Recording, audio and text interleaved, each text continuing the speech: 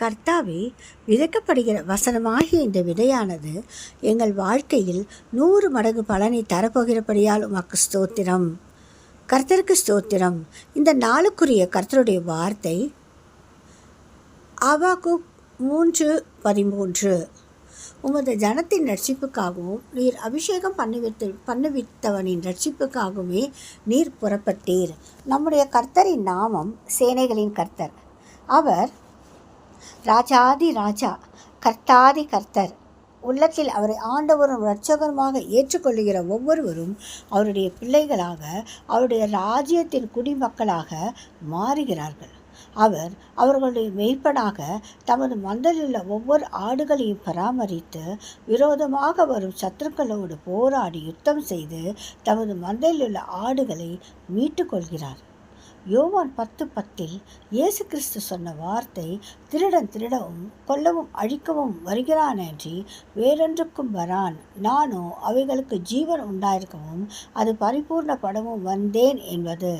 ஆடுகளாகிய நமக்காக ஜீவனை கொடுத்து நமக்கு பாவ மன்னிப்பையும் பரிபூர்ண ஜீவனையும் அருளின நல்ல மேய்ப்பனாகிய கர்த்தர் ஆடுகளாகிய நம்மை அழித்து கொன்று நிர்மூலமாக்க வேண்டும் என்று சத்துருவாகிய பிசாசு நம்மை எதிர்த்து வரும்போது நம்மை ரட்சிக்கும்படியாக கர்த்தர் தம்முடைய சிங்காசனத்தை விட்டு எழுந்தருளுகிறார்.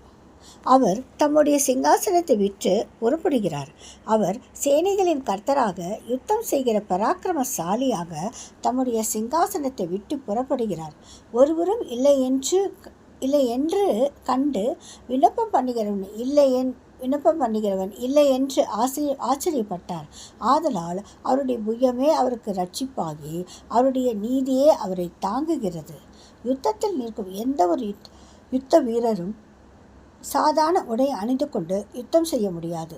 யுத்தம் செய்வதற்கென்று விசேஷித்த போர் உடைகளை அணிந்து கொண்டு போர் ஆயுதங்களை கையில் ஏந்தி கொண்டு யுத்தம் செய்ய வேண்டும். நம்முடைய பிள்ளைகளுக்கு உதவி செய்பவர் ஒருவரும் இல்லை என்று கண்டு கர்த்தரை நேரடியாக இறங்கி வந்து அவரும் யுத்தம் செய்யும் போர் உடைகளை தரித்து கொண்டு நமக்காக சேனைகளின் கர்த்தராக யுத்தம் செய்கிறார். இதையே நாம் ஏசாயா 59 அதிகாரம் 17-18 வசனங்களில் படிக்கலாம். அவர் நீதியை மார்க்கவசமாக அணிந்து இரட்சிப்பென்னும் சீராவை தமது சிரத்தில் தரித்து நீதி சரிக்கட்டுதல் என்னும் வஸ்திரங்களை உடுப்பாக உடுத்து வைராக்கியத்தை சால்வையாக போர்த்து கொண்டார்.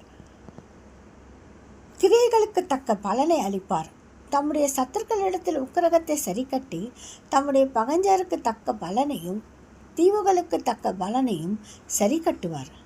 ஏனென்றால் சங்கீதம் 94:1-2 படி நம்முடைய கர்த்தர் நீதியை சரி கட்டுகிற தேவனாக இருக்கிறார். அவரே பூமி அனைத்திற்கும் நியாயாதிபதியாக இருக்கிறார். கர்த்தருடைய பிள்ளைகள் இரவும் பகலும் அவருடைய சமூகத்தில் ஏறெடுக்கும் விண்ணப்பங்கள், முறையிடுதல்கள், கண்ணீர்கள், அவர்கள் பெருமூச்சுகள் நான் கர்த்தருடைய சந்நிதி எட்டியது. எனவே தம்முடைய பிள்ளைகளை விடுவிக்கும்படியாக கர்த்தர் தம்முடைய சன்னிதானத்தை விட்டு எழுந்தருளி புறப்பட்டார். ஆபாக்குக் 3:13 எதற்காக கர்த்தர் புறப்பட்டார் என்று எழுதப்பட்டுள்ளது. உமது ஜனத்தின் ரட்சிப்புக்காகவும் நீர் அபிஷேகம் பண்ணுவித்தவனின் ரட்சிப்புக்காகவுமே நீர் புறப்பட்டீர் என்பதாக. இந்த வார்த்தையின்படி கிறிஸ்துவின் ராஜ்யத்தின் ஆளுகைக்குள் இருக்கும் அவருடைய பிள்ளைகளாக, அவருடைய சொந்த ஜனங்களாக, அவரால் அபிஷேகம் பெற்ற அவருடைய பிள்ளைகளாக இருப்போமானால் எப்படிப்பட்ட வலிமையான சத்துருக்களை கண்டு நாம் கலங்க வேண்டிய அவசியமில்லை. நமக்காக நம்முடைய சேனைகளின் கர்த்தர் புறப்பட்டு விட்டார். அவர் வந்து விட்டார் என்றால் ஜெயம் நமக்கு நிச்சயம். வேதத்தில் இருந்திருக்க ஒரு உதாரணத்தை நாம் பார்ப்போமானால் யாத்ராகம் 3:8 மோசேயை பார்த்து கர்த்தர் சொன்ன வார்த்தை, அவர்களை எகிப்தியரின் கைக்கு விடுதலையாக்கவும் அவர்களை அந்த தேசத்திலிருந்து நீக்கி கானானியரும் எத்தியரும் எமோரியரும் பெரிசையரும் ஏவியரும் எபூசியரும் இருக்கிற இடமாகிய பாலும் தேனும் ஓடுகிற நலமும் விசாலமான தேசத்தில் கொண்டு போய் சேர்க்கவும் இறங்கினேன் என்றார். கர்த்தர் நேரடியாக தம்முடைய ஜனங்களுக்காக யுத்தம் பண்ணும்படியாக சாத்தியமே இல்லாத சூழ்நிலையில் இருந்து நிரந்தர விடுதலையை கொடுக்கும்படியாக, அது மாத்திரமல்ல தம்முடைய ஜனத்திற்கு முன்குறிக்கப்பட்ட வாக்கு தத்தங்களை ஆசீர்வாதங்களை கொடுக்கும்படியாக அவர்களுடைய சூழ்நிலையில் இறங்கினார். இதுவே இந்த நாளில் கர்த்தர் நமக்கு கொடுக்கிறதான வாக்கு தத்தம். நம்முடைய வாழ்க்கையை கொல்லவும் அழிக்கவும் நிர்மூலமாக்கவும் கிரியை செய்கிறதான சத்துருவாகிய பிசாசின் சதித்திட்டங்களில் இருந்து நமக்கு ரட்சிப்பை விடுதலையை தரும்படியாகவும், அது மாத்திரமல்ல, நமக்காக முன்குறித்து வைத்திருக்கிற வாக்கு பண்ணியிருக்கிற ஒவ்வொரு ஆசீர்வாத காணான்களையும் நாம் சுதந்திரிக்கும்படியாக கர்த்தர் புறப்பட்டிருக்கிறார். நம்முடைய எகிப்தின் சூழ்நிலைகளுக்குள் இறங்கி காலடை எடுத்து வைத்திருக்கிறார். அவருடைய அன்பை விசுவாசியாமல் இருக்கும் ஒவ்வொருவரும் அவருடைய நாமத்தை விசுவாசித்து அவருடைய நாமத்தை அறிக்கை செய்து அவருடைய பிள்ளைகளாக மாறுவோம் என்றால் நம்மையும் விடுவிக்க கர்த்தர் வல்லவராக இருக்கிறார். ஆமேன். ஜெபிப்போம். சேனைகளின் கர்த்தராகிய எங்கள் ராஜாவே, இரவும் பகலும் உம்மை நோக்கி பார்க்கிற எங்கள் விண்ணப்பங்கள் உம்முடைய சன்னதியில் வந்து எட்டியபடியா ஸ்தோத்திரம். எங்களை ரட்சிக்கும்படியாக யுத்தம் செய்கிற போர் வீரராக நீர் புறப்பட்டபடியா ஸ்தோத்திரம்.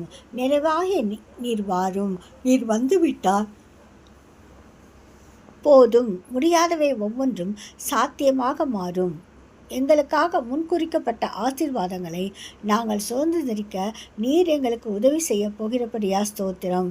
இயேசுவின் நாமத்தில் ஜெபிக்கிறோம் பிதாவே. ஆமேன்.